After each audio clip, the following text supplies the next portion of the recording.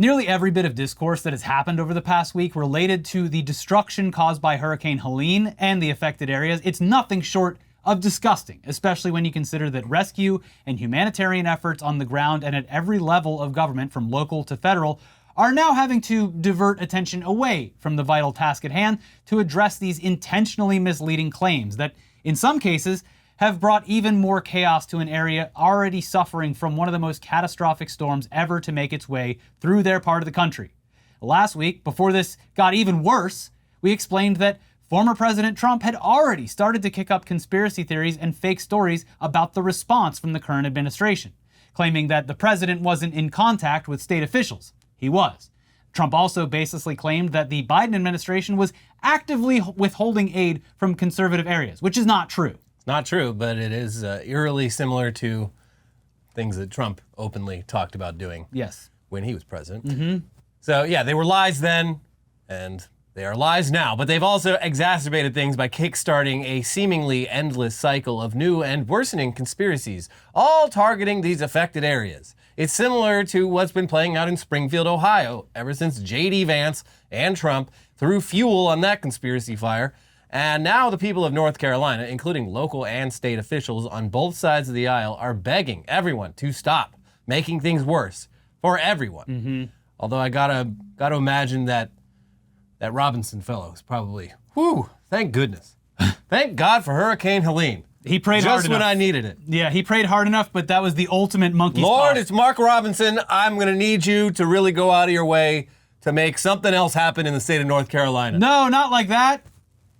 So we're going to get into all this, but we want to say again, right up front, conspiracy theorists and brain poison conservatives are legitimately making things worse for people who are already dealing with a major catastrophe, the loss of their homes, their belongings, and the loss of their friends and family. Yeah.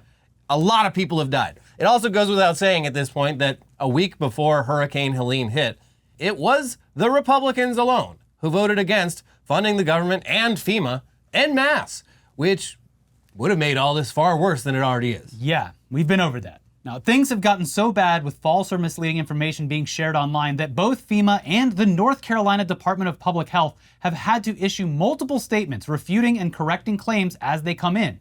And they've even created web pages to address the growing list of claims directly, while pleading with the public to, quote, discourage others from sharing information from unverified sources and to question where their information is coming from.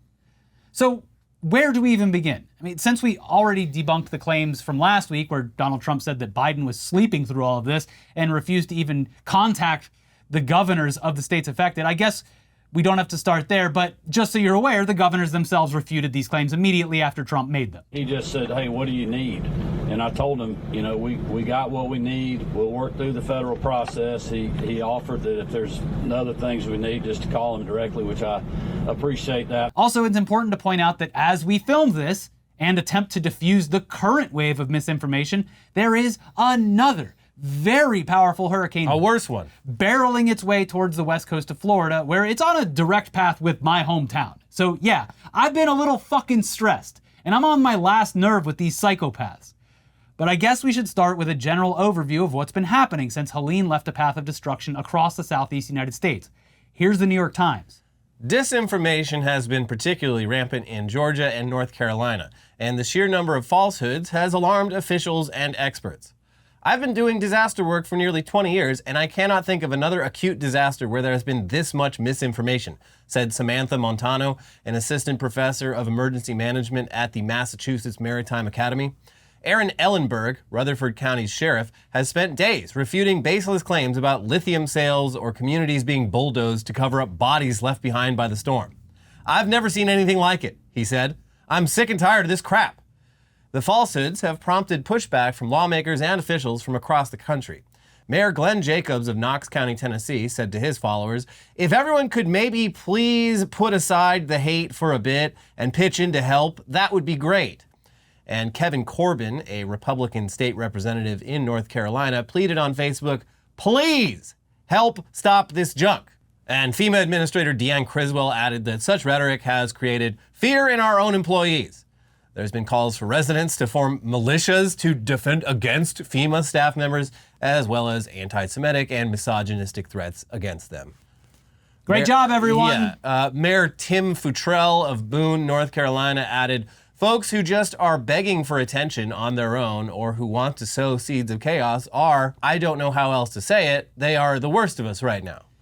So reporting from the Washington Post adds on to this, saying in part, in Western North Carolina this week, some residents shared false information that a dam was about to burst, prompting hundreds of people to unnecessarily evacuate and diverting the attention of first responders. In eastern Tennessee, some locals spread a hoax about federal officials seizing and bulldozing a town hall. And in many parts of the Southeast, a debunked conspiracy theory has circulated about FEMA spending disaster relief money on helping migrants who are in the country illegally. In places with internet access, such falsehoods have flourished on social media platforms such as X. One particularly troubling falsehood that went viral online was a claim that government officials plan to seize the flooded town of Chimney Rock, North Carolina, and bulldoze bodies under the rubble. Though authorities and local outlets thoroughly debunked the notion, some posts on X asserting it as fact garnered millions of views.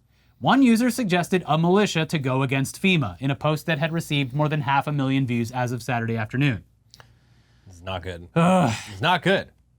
So speaking on the platform currently known as X and its owner Elon Musk, we'll get to him jumping around like a dang idiot at a Trump rally later on in the video. But in a rare moment of coordination with our current administration, Musk briefly walked back one of the conspiracies that he helped fuel in the immediate aftermath. And that was his claim that the FAA was blocking relief efforts and supplies from making its way to the affected areas. The FAA restricted airspace because they were coordinating official efforts with their people, as well as the National Guard, law enforcement, Red Cross, and more. They literally could not allow a large amount of aircraft, big or small, to enter the airspace and add to the chaos. Yeah. In numerous reports from last week, officials said that there were approximately 30 mid-air close calls during the initial hours of the response. From CBS News last week, the close calls resulted from a spike in aircraft that included planes, helicopters, and drones arriving in western North Carolina in the wake of Hurricane Helene. The federal officials said the close calls did not involve commercial airline traffic. The Federal Aviation Administration and the North Carolina Department of Transportation say air traffic over western North Carolina has increased by 300% due to relief efforts since the storm cleared.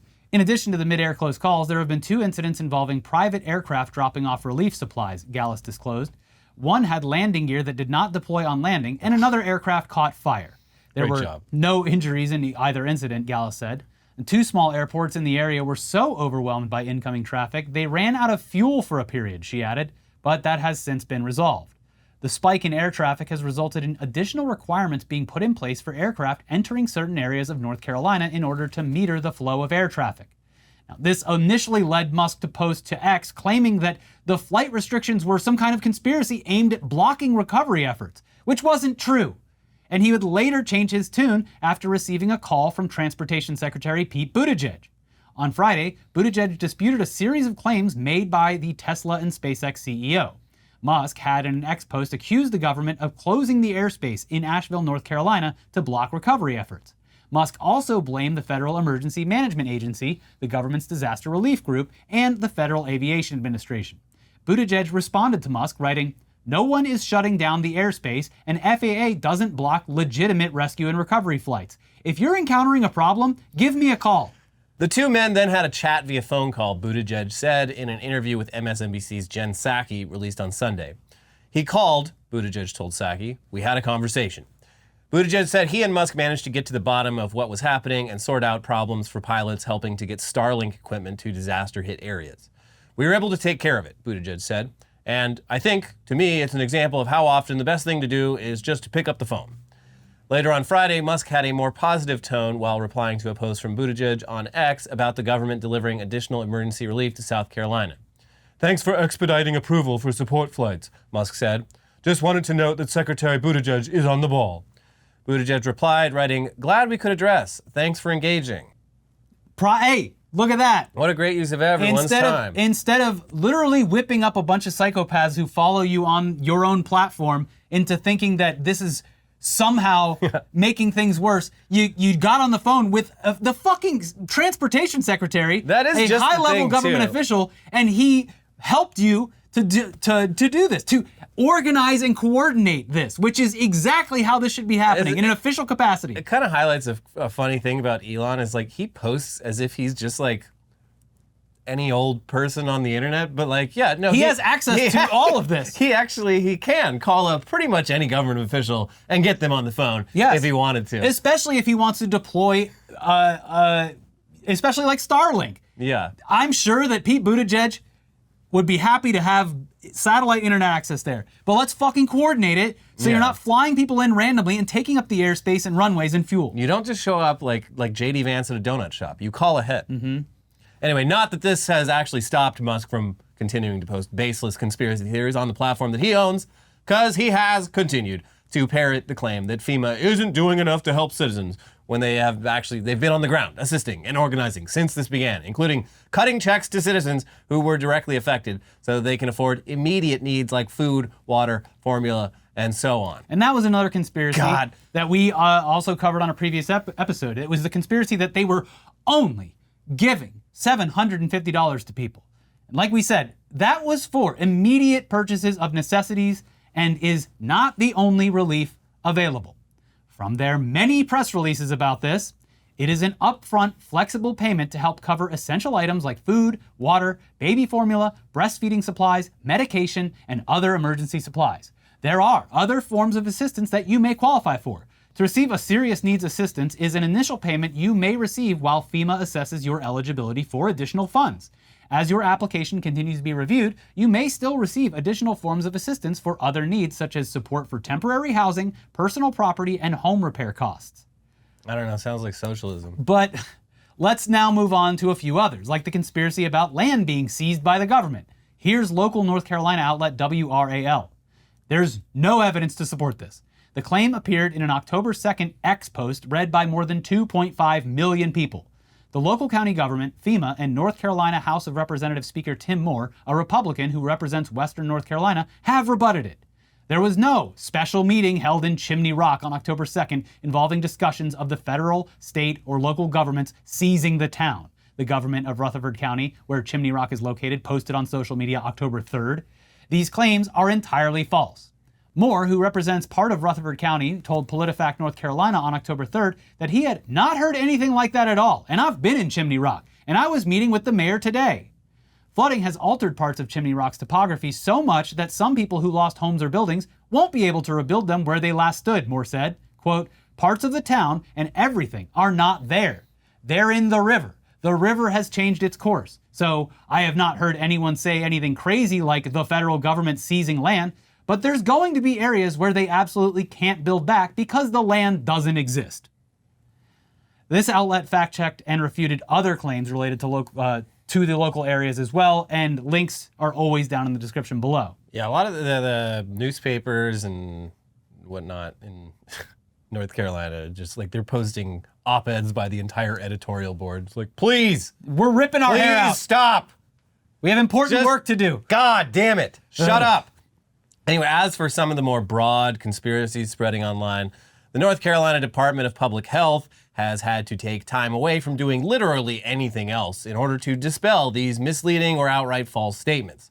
Regarding checkpoints being established and donations or volunteers being turned away from Western North Carolina, roadways in Western North Carolina are still dangerous and impassable in many places. A recent landslide shows the potential for more serious incidents. In some areas, traffic is being rerouted to maintain availability of roadways for emergency response, coordinated disaster relief efforts, and local traffic. God! Seems reasonable. Yeah. Regarding the rumor that the state and federal government are discouraging volunteering at all, they say that coordinated volunteer disaster relief efforts are needed in Western North Carolina. We strongly encourage neighbors to continue helping neighbors in impacted areas. Those wishing to volunteer should register in order to be connected with a North Carolina volunteer organization active in Helene response. Please do not self-deploy to Western North Carolina unless you are working with an organization already providing services on the ground. This is literally so they can stay organized and don't have to take time away from aid and recovery efforts to rescue your dumbass for getting trapped or injured trying to get into impacted areas. Anyway, regarding the widespread rumor that the state and federal government is doing nothing to respond to the disaster, The North Carolina State Emergency Response Team, which includes local, state, federal, and military partners, along with power and cell phone agencies, private businesses, and volunteer organizations, is working around the clock to save lives and provide humanitarian relief to Western North Carolina residents. This is a coordinated effort aimed at saving lives and to speed recovery for residents, businesses, and municipalities in the affected areas. And just to jump off that claim, because it is the most widespread and ultimately destructive conspiracy spreading online, here are the facts regarding what the federal response has been since the storm. As of Sunday, FEMA says it has provided more than $137 million in assistance to 6 states in the Southeast, including 7,000 federal personnel, nearly 15 million meals, 14 million liters of water, 157 generators, and more than 500,000 tarps. The agency also says more than 3,000 North Carolina residents have been rescued or supported by more than 1,200 urban search and rescue personnel, with recovery efforts aided by National Guard and active duty troops. North Carolina has also received $100 million in federal transportation funds to rebuild roads and bridges washed out by the storm. And one of the claims is that FEMA is running out of money, and this one is used as a way to claim that the government is too busy sending money elsewhere when it's needed here, which definitely has a lot of truth to it, but it's misrepresenting a greater issue. Another popular refrain that has gained traction on the right in recent days is the claim that FEMA has no money for hurricane recovery because of money spent on migrants, something that is not true. The money used in the aftermath of Helene and other major disasters is not part of FEMA's operating budget, but instead comes from the Disaster Relief Fund, which is appropriated by Congress. October is the start of the federal government's fiscal year, and a stopgap spending measure approved by lawmakers last month replenished the DRF at last year's baseline level of $20 billion, though some of that money is reserved for ongoing recovery efforts from previous disasters and projects to mitigate future impacts. The White House, in a release on Monday afternoon, said FEMA has sufficient funding to both support the response to Hurricane Milton and continue to support the response to Hurricane Helene, including funding to support first responders and provide immediate assistance to disaster survivors. But yes, then you have people complaining about sending money overseas, which, still, we agree. Spending nearly $1 trillion a year on the military, including funding wars around the world, not a fucking great way to budget or keep our country safe, considering that more Americans are dying from natural disasters and also domestic gun violence every year than in wars. In fact, more service members have died by suicide in the years since 9/11 than in active conflict. And that is a vastly wide margin. Yeah, that's definitely money that could be better used in many, many, many different applications. Yes. But regarding the claims by Trump and MAGA Republicans that immigrants are getting all this FEMA money instead of American citizens, they stole the FEMA money just like they stole it from a bank so they could give it to their illegal immigrants that they want to have vote for them this season, Trump said in Michigan last week. Non-citizens cannot vote in the election, and no disaster funds have been diverted. Instead, Trump and his allies are referring to the Shelter and Services Program that saw FEMA disseminate hundreds of millions in grants from Customs and Border Protection to municipalities that saw an influx of migrants. That program was a separate funding source with a separate purpose covering separate years and not relevant to the current hurricane recovery efforts. Meanwhile, Republican House Speaker Mike Johnson said Sunday he had no plans to bring lawmakers back from recess before the election to address requests for additional disaster relief as Hurricane Milton approaches the Florida coast as a Category 5 storm. Really? They're just taking the rest of the year off? Till after the election. But yeah, they're on vacation. That's like 5 weeks. They're on vacation, baby. That's fucking crazy. Yeah, and he's not calling them back. Now, there have also been no shortage of conspiracies which claim the government is somehow behind these hurricanes, and that they are specifically sending them to Republican areas to somehow rig the election. Marjorie Taylor Greene has shoved her disgusting face into the discourse by parodying these types of conspiracies. And what has followed has been days of actual meteorologists begging people to shut the fuck up about this stuff because it is just not real. It's bunk. It's bullshit. If it was real, I feel like the U.S. would be using it for other things than just like periodically killing off its own citizens. Yeah. It seems like it'd be very useful as a weapon of war and it is influence. Dangerous to spread lies like this. Take this post from atmospheric scientist and meteorologist Matthew Capucci, who has contributed to Washington Post, NPR, local stations, and more. As a meteorologist, I am in a very difficult boat. If I put out good quality information, it's dwarfed in engagement by spam, clickbait, and foolish hype/conspiracies. But if I spent my time correcting misinformation, I'd have no time ever. What can one realistically do? This also speaks to the bigger problem overall. All of what we've talked about today, all of the false claims or misleading information, all the outright lies or politically motivated bullshit is taking time away from humanitarian relief operations, organizing and deployment, coordination, and more. It's a big, major distraction, and it's already caused issues in North Carolina and elsewhere. Representatives from both sides of the aisle have had to stop and make statements begging people to stop with the conspiracies. Here's the New York Times. Misinformation is a grave threat in the aftermath of a storm like Helene, Governor Roy Cooper of North Carolina said in a statement, warning that it could be deadly. Now, amidst all of what's taken place across the Southeast in recent days, the state of Florida faces one of the biggest hurricanes in years, which is on a path rarely seen as it heads from west to east and has already turned into a Category 5 storm. Now, it is expected to lower in intensity as it makes landfall, at fingers crossed, I hope, but it will still hit with incredible force, and its trajectory has it traveling right across the center of the state, hitting major metropolitan areas like Tampa, St. Petersburg, and Orlando, with the coastal cities bearing the brunt of it, and storm surges expected to hit 10 feet or above in some areas. And they didn't get as hard hit by Helene because it took a different path, but storm surges still took out a lot of the coastal cities in Florida, and it also brought a ton of rain, which has soaked the soil in an area that is already either beaches or swamps. It can only take so much. It's going to be bad. This one's going to be worse because it has the added bonus of being extremely high winds. And there's debris. They're trying their best and they're rushing to gather as much debris as possible that was left over from Helene, but there's already debris everywhere. And that becomes essentially shrapnel in a hurricane like this. It's going to be bad. It's going to require search and rescue as well as humanitarian aid in its wake. All the same stuff that's happening in states like North Carolina. And all of this same conspiratorial bullshit could follow that storm as well, further hampering the response and continuing to divide the country. Hurricane Milton's coming. When you watch this, the outer bands might have already started to hit the state.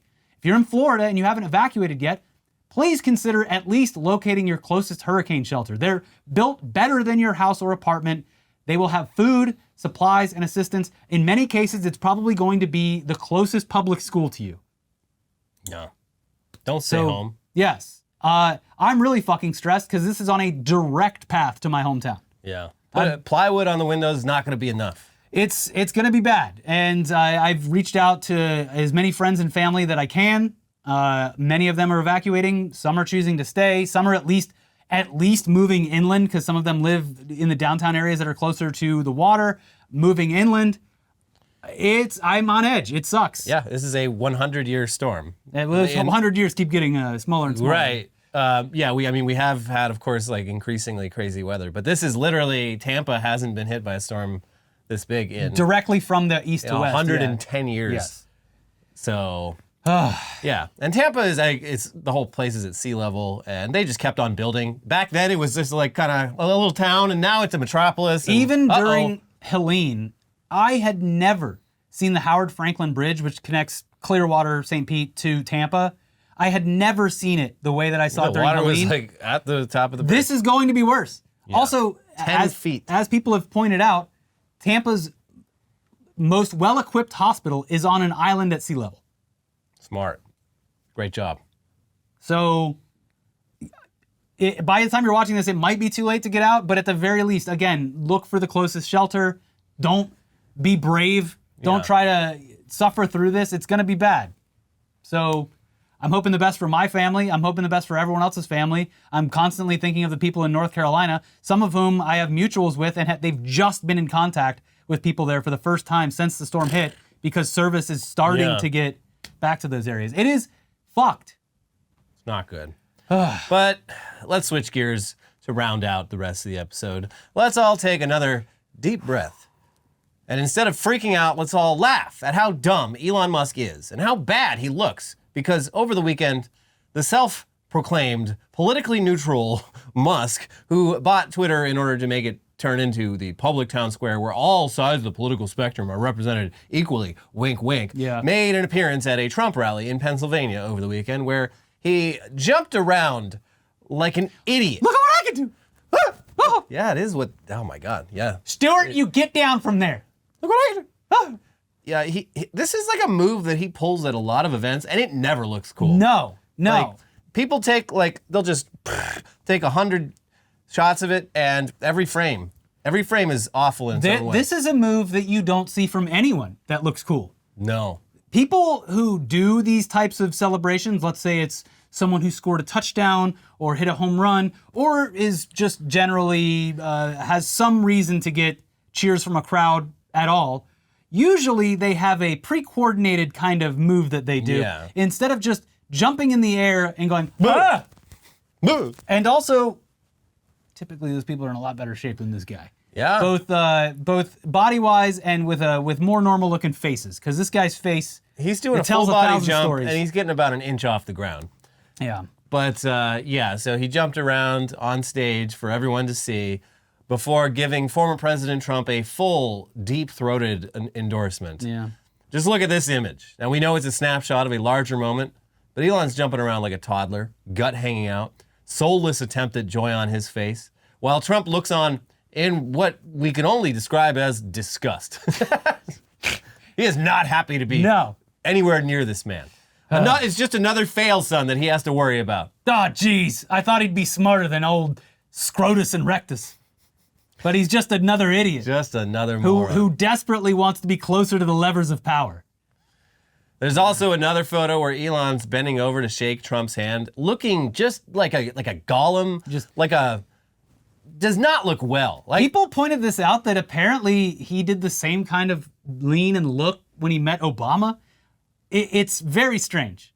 But yes, it is especially creepy with the blacked out Make America Great Again hat and his age and general health and weight. You look up pictures of him just 5 years ago, this has been a rough couple of years for him. Nobody's had a rougher late 40s, early 50s. Yeah. Yeah. Just a gross human doing depraved shit so he doesn't have to pay his taxes. That's literally what it comes down to. All it is, yeah. But Elon's goofy ass appearance and actions aside, it's his speech at the Trump rally that was actually scary. Obviously, we're all, and you are already well aware of the fact that Elon has gone mask off when it comes to his actual political views in recent years, shifting from what he described as a centrist, then libertarian, straight to authoritarian, or many would sometimes rightfully argue, a white nationalist with breakneck speed. Crypto-fascist? Yeah, the bigger problem is that he's taken one of the internet's largest and previously greatest platforms down with him, turning it into nothing more than a racist, bigoted, conspiracy-filled cesspool in less than 2 years. And what's ironic about his pivot into Trumpism is that the entire reason that he claimed to have bought Twitter was to even the scales, make a platform that's politically neutral, which was bullshit anyway, because analysis into Twitter's operations have shown that it was just operating with as much fairness as possible to all political ideologies, and they only stepped in when crimes were actually being committed or people were in danger. Yeah, it's so funny how mad he got about Twitter just working the way it did back then, and coming on and being like, it's time for some political neutrality. And then doing enough exactly of this the leftism. opposite thing. And yeah, and immediately too, like I'm still reading that book, and I forgot that like he bought Twitter, and like a month later was the midterms, and he just goes on Twitter, he's like, by the way, everyone should vote Republican. Yeah. That's what I think. Or he said, I plan on voting for Republican, and then it turns out later they looked up his voting record. He didn't even vote. He didn't even fucking He didn't even fucking vote. One of my biggest pet peeves, by the way, people that complain about politics and then just don't vote. Yeah. I've known many of these people in my life. It is a very frustrating experience. Yeah, you should vote. Especially in midterm elections, in all elections, but especially in midterms, because they're the ones that literally affect your local area the most. Yeah. A lot of important stuff on there. You might be surprised. No, instead I think I'll just fucking bitch about it. At least for me, they sent me a whole ass book that I have to read. I have a book that I just got over the weekend that I have to read about all the stuff coming up. Obviously, any arguments that Musk was trying to create a more even-handed platform have been thrown out the window for a very long time. But this weekend, double confirmed that everything that he's focused on in the near future is getting his favorite candidate elected. And when you own a large social media platform that endorses a candidate, how can you call that unbiased? Especially when your entire argument for saving the platform was that it was politically biased. it doesn't matter because this is who he always was. Yeah. He's just showing it now. And I hope that everyone who believed in this man's bullshit has at least started to have a little bit of self-awareness about it. It is, you will get whiplash reading the Elon Musk subreddit because there are, at least a couple times last week, points where even the commenters on there were like, this is bad, or Yeah. this is disgusting, or he looks like an idiot. All or those people were banned, though. That subreddit is like then it's- heavily policed. And then it shifts immediately, like the next post Yeah. is about something where they're like, yep, you see, this is good old-fashioned Elon right here. Ugh. But here's Mashable with more on what went down this weekend at the Trump rally in Butler, Pennsylvania. Which, of course, is where the first assassination attempt was. This is, I think, his third or fourth time coming to Butler. He's like, he likes walking to the edge, guess so. staring into the abyss, and having the abyss stare back. Yeah. At a weekend rally for Trump in Pennsylvania, Musk appeared in a black Make America Great Again cap and declared himself Dark MAGA. According to the Global Network for Extremism and Technology, the hashtag Dark MAGA goes back to 2022 and represents a desire to go down a harsh path of retribution against MAGA critics. Dark MAGA posts frequently include Nazi and QAnon imagery. In case anyone was confused by the subtlety of the black-on-black MAGA cap, Musk also made his political message clear in his new bio. Read at America to understand why I'm supporting Trump for president. This was the first indication that Musk had seized the at America account from its original owner and handed it over to his America PAC. Oh. Musk is within his rights to seize any account, of course. It's his service. He overpaid for it. He has done so once before, appropriating the X handle from a photographer. But at least that was the new name of his company. Seizing the name of a country for entirely political purposes, well, let's say it may not fully convey the free speech concept Musk believes himself to be defending. But hey, what's more American than promising free money for election-related purposes? That's what Musk proceeded to do with the America account, posting a bounty of $47 for any user who got a user in a swing state to sign the PAC's petition, and of course, harvesting their contact data in the process. Is this legal? It doesn't feel legal. It definitely doesn't, and it definitely feels like if you are the one to be claiming that the other side is paying people off, why would Yeah. you do exactly that or close to it? Listen, it's his money. If you want to, whatever. It's just- confusing to me, but sure. Yeah. And they point out that this probably does violate federal election law, and there have been plenty of people who have made that claim as well. I don't know. I'm not a lawyer. But what's even worse is that Elon's mommy also chimed in to essentially ask people to commit voter fraud. It's just insane posts. Also, neither of these people are fucking American. Yeah, These are immigrants from South Africa. What the fuck? Elon's mommy, who still breastfeed him, allegedly, said the following on Twitter. The Democrats have given us another option. You don't have to register to vote. On election day, have 10 fake names, go to 10 polling booths, and vote 10 times. That's 100 votes, and it's not illegal. Maybe we should work the system too. Miss Musk, pull your titty out of that boy's mouth and please be quiet for a little bit because you might be implicating yourself because someone might be dumb enough to listen to you. Anyway, all this is to say, Elon Musk clearly has no intent on making a politically neutral platform. He has gone full MAGA, dark MAGA, in fact, and wants to be part of the Trump administration. Twitter, or X now, is a right-wing platform that is attempting to help Trump win the election. And all we can do is make sure that that doesn't happen, though, as we've said multiple times by now, Trump will not concede the race. Election day will be just the beginning of a long, drawn-out battle of misinformation, disinformation, and total desperation from two dudes in particular who have a whole hell of a lot more to lose than just this election in the very near future. Yeah. Trump is not going to take anything other than the result he wants because losing means he might actually go to prison. Yeah. So, yeah, look forward to that. I would also be interested in taking a peek behind the curtain eventually at what's gone on at X after the acquisition of Musk. Probably not great. Probably a little more weird shit going on than what he was claiming Twitter was doing.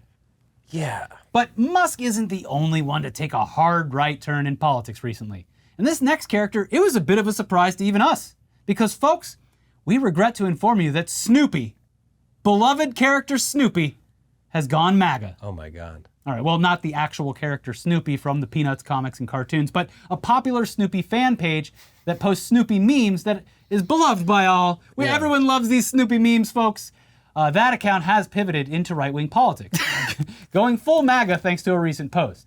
And for more on this massive scandal involving one of the most admired cartoon characters of all time, we turn to Taylor Lorenz, who recently quit her job at the Washington Post to go independent with her new project, UserMag, which will cover just a wide swath of internet culture.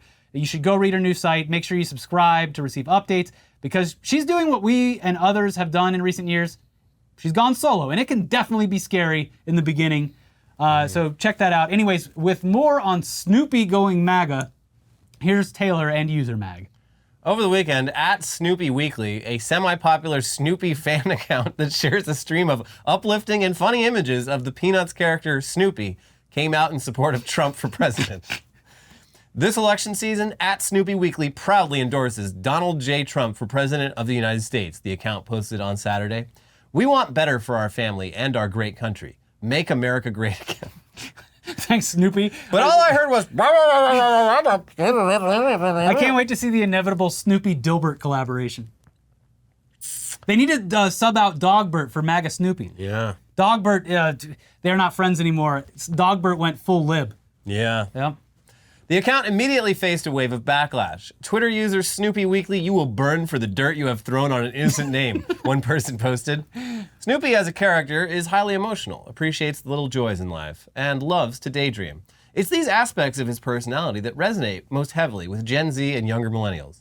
Like any viral craze, opportunists quickly swooped in to capitalize on Snoopy mania.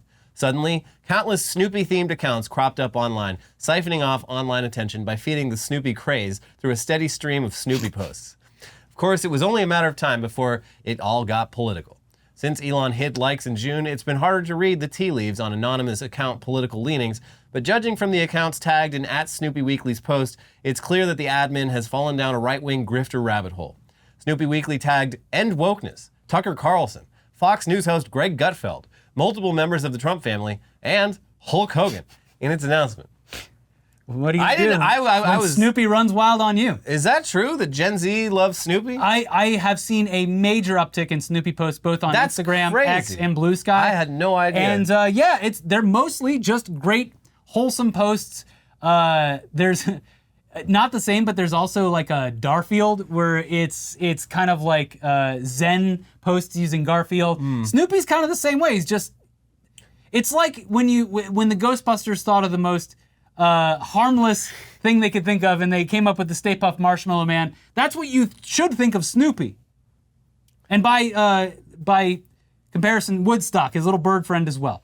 Woodstock's a big old lib. But Woodstock is wearing a pussy hat. they got Woodstock's Hamas. they came for Snoopy. Yeah. She continues, adding that this particular method of political influence has been used effectively by the right for years. This is why you often see theme accounts about things like ancient architecture, organic living, or nature content suddenly incorporating right-leaning political messaging. But for the entire shtick to work, it has to be subtle. Snoopy Weekly's fatal flaw was that it came out too hard and fast for Trump. As of Monday, Snoopy Weekly was already sharing misinformation about the Michigan voter registration deadline. As the author Jamie Loftus put it, for those outside the Snoopy community, Snoopy Weekly recently made an aggressive fascistic push. Daily Snoopies is the way to go. Okay, so there there you- are Snoopy options Yeah, there's many options for the out Snoopy there. fandom. So the culture and political war, it finally came for Snoopy. And you definitely hate to see it. Definitely go check out the full article as well as all of our other work at usermag.co or link down in the description below. And finally today, some idiotic moron named Jack Doherty streamed himself texting while driving and then losing control of his $200,000 McLaren, resulting in what appeared to be an extremely violent crash. We're not going to show the video because this chud is exactly the type of person who would copyright claim it. Plus, it's actually a really violent video. It is. There's blood and all kinds of chaos. He was driving down a rain-soaked highway, checking his phone on stream, driving like a dickhead, overtaking traffic, and oh my gosh, what? He lost control Of a $200,000 sports of car? his that he- rear-wheel drive supercar How could in this the happen? rain while not paying attention to the road and driving erratically. Say it ain't so. Oh, Hey. I'm shocked. Yeah, he like spun out and crashed into a guardrail, injuring himself and his passenger who was filming. They were helped by fellow motorists who saw the crash, but since their brains have been replaced by content algorithms, the show didn't stop, and they took turns showing off their injuries on camera, including one moment where one of them asked a bystander to film the ordeal for content. Wow. Here's a bit more on this from NBC News. Internet personality Jack Doherty crashed his $200,000 McLaren during a live stream this weekend after appearing to look at his phone while driving in the rain. A YouTuber with nearly 15 million subscribers, What? Doherty, 20, is known for his controversial prank videos and wealth flaunting. He streamed the crash on Kick, where his channel was banned following the incident. Damn, you gotta really fuck up to get banned from Kick. Yeah. Viewers quickly criticized the streamer for appearing to be more concerned about his totaled McLaren than his cameraman in the passenger seat, who appeared to still be inside the car, clutching his arm and bleeding from the head. Jesus. Doherty also shared a clip of the two sitting in a hospital room, where his cameraman was getting stitches on his head. Some online noted, however, that he did not re-upload the full footage of his behavior leading to the crash.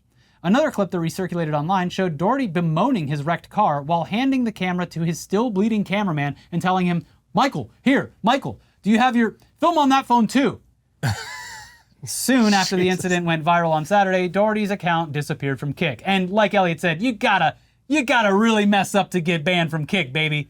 That's gambling to minors, fine. Yeah. But don't drive dangerously. This is like the movie Nightcrawler came out, like 10 years ago, maybe more. And like Twitch streaming and Kick streaming, well, it was barely a thing at that point. And it really successfully predicted a certain type of total fucking sociopath. Well, and that would become very successful in the ensuing years. This has already, I mean, obviously stuff like this, texting and driving, and has killed people, obviously, and it's a huge problem, and you suck if you do it. But even recently, like within the last 5 years or so, there was some huge YouTuber who was driving like 90 miles an hour down side streets in Studio City, wrecked the car, and killed the passenger, and now he's in jail. Damn. So, yeah, don't fuck around. Everyone stop fucking around. Stop fucking around. Online and in real life. Enough!